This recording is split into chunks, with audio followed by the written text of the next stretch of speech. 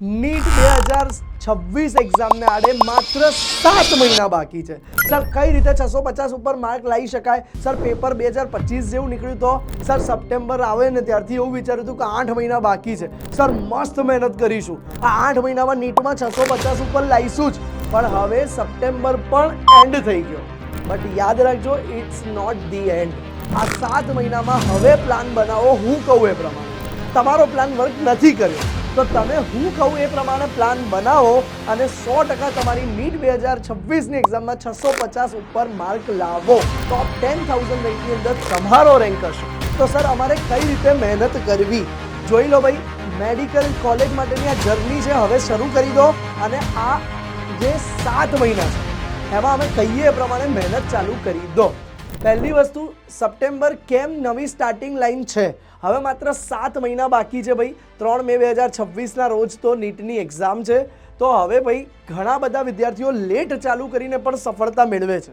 પણ વાત છે એક નવી ફ્રેશ સ્ટાર્ટ લેવાની. તમારામાં જે ઉર્જા ખૂટી ગઈ છે એને રિફિલ કરવાની અને ફરીથી મહેનત ધગસથી આગળ શરૂઆત કરવાની. તો બસ ભાઈ સાહેબ ચાલુ કરી દો. નીટના બધાને ખબર છે 180 ક્વેશ્ચન સામે જ લડવાનું છે. જ્યારે ડિમોટિવેટ થાવ ત્યારે એવું ના વિચારો કે આટલો બધો સિલેબસ, આટલું બધું. અરે ભાઈ 180 ક્વેશ્ચન જ છે, જેમાં 90 તો બાયોલોજીના છે અને બીજા 90 એમાં 45 ફિઝિક્સ, 45 કેમેસ્ટ્રી. બસ તો આપણી જંગ ખાલી 180 ક્વેશ્ચન સામે જ છે. સર આ જંગ જીતવા કઈ રીતે તૈયારી ચાલુ કરીએ? તો ભાઈ પહેલા 3 મંથની હું વાત કરું, એટલે કે કયા 3 મંથ? તો ભાઈ સપ્ટેમ્બર, નવેમ્બર ને ડિસેમ્બર. આ 3 મહિના માટેનું તમારો પાયો પાક્કો કરો. Build your foundation strengthen. બરાબર, ફાઉન્ડેશન પાયો મજબૂત કરો.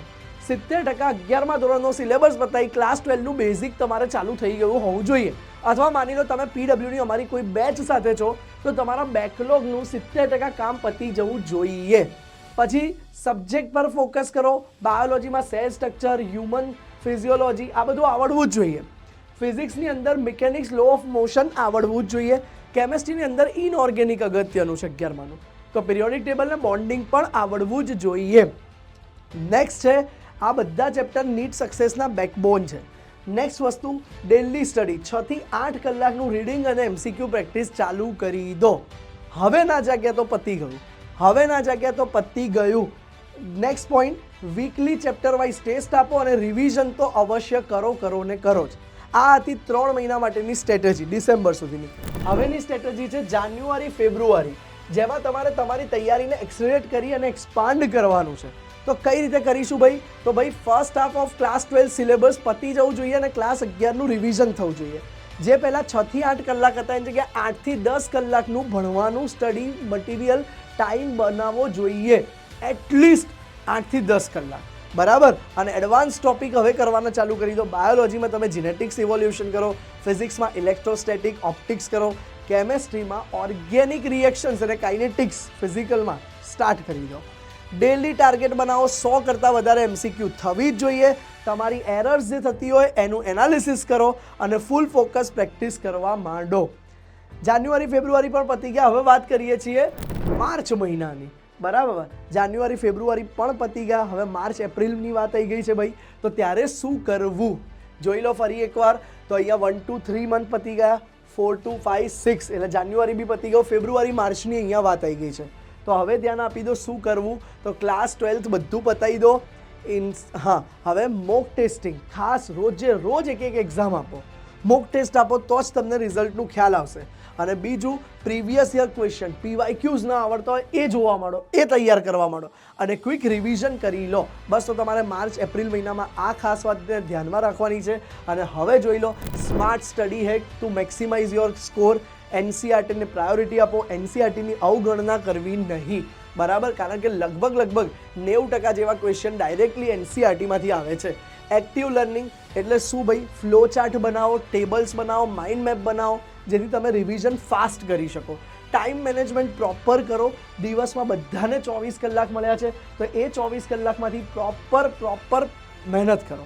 ઘણા બધા વિદ્યાર્થીઓ 50 મિનિટ ભણી 5 મિનિટનો બ્રેક, 50 મિનિટ ભણી 5 મિનિટનો બ્રેક, એમ લઈને દિવસના 15 કલાક ભણી શકતા હોય છે. તો તમે પણ આ ટેકનિક અપનાવી શકો છો.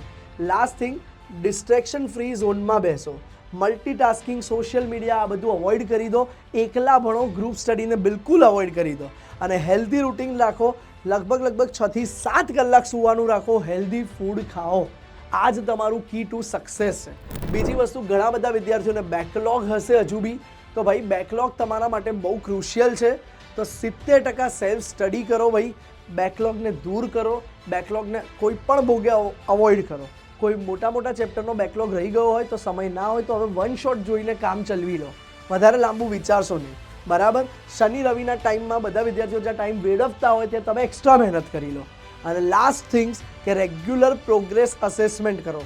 દર સાલની સ્ટડી પ્રોપર કરો. ગયા અઠવાડિયે હું કેટલા કલાક ભણ્યો તો આ અઠવાડિયે કમ્પેરેટિવલી કેટલા કલાક ભણ્યો, તો આ જો કરશો તો તમને સક્સેસ મળશે. તો ટેસ્ટ અને એનાલિસિસ બહુ જ કામનું વસ્તુ છે. ચેપ્ટર વાઇઝ ટેસ્ટ આપ્યો હોય, ફૂલ મોક ટેસ્ટ આપ્યો હોય કે બધા ચેપ્ટરોની ભેગી ટેસ્ટ આપી હોય, એમાંથી જે ખોટું પડ્યું હોય એનું કરેક્શન કરો. તમારા પોતાના ડેલી માર્ક્સ કેટલા ઇન્ક્રીઝ થઈ રહ્યા છે એને નોટ ડાઉન કરો. તો ભાઈ એનાલિસિસ સ્ટ્રેટેજી બહુ જ કામની છે. તો એ તમને રિઝલ્ટ અપાવવામાં સક્સેસફુલ રહેશે. તો યસ, ફાઇનલી 650+ સ્કોર લાવો છે 7 મહિનાની અંદર. તો યસ, કન્સિસ્ટન્સી જે આ 7 મહિના સતત ઝઝૂમતું રહ્યું, એવું નહીં 1 મહિનો મસ્ત મહેનત કરી, 1 મહિનો ખાડામાં. જે આ 7 મહિના સતત ઝઝૂમતું રહ્યું, જેણે પોતાની સક્સેસને વિઝ્યુલાઇઝ કરી રાખી છે. યસ, હું મેડિકલ કોલેજના કપડામાં કેટલી સ્માર્ટ લાગીશ, કેટલો સ્માર્ટ લાગીશ. યસ, મારે મારી ગમતી એમ્સ જોઈએ જ છે. એ જ વિદ્યાર્થીઓ સક્સેસફુલ બનશે. અને ફ્રેશ લોન્ચ કરો ભાઈ. સપ્ટેમ્બર એન્ડ થઈ રહ્યો છે, બટ કંઈ ચિંતા નહીં. આવનારા ઓક્ટોબર, નવેમ્બર, ડિસેમ્બર, જાન્યુઆરી, ફેબ્રુઆરી, માર્ચ, એપ્રિલ આ 7 મહિના તમારા છે. આ 7 મહિના એવું મહેનત કરો કે જિંદગીમાં તમે જ્યારે પાછળ ફરીને જુઓ ને ત્યારે પોતાની જાત ઉપર ગર્વ થાય કે આ 7 મહિનામાં મેં તો ભૂકા કાઢી નાખ્યા છે. બસ, તો આટલું જ કહીશ. Remember this, it is not end, it is a powerful launch pad for NEET 2026 victory moment. Clear? તો આ અંત નથી, આ શરૂઆત છે. All the best guys, best of luck. Thank you so much.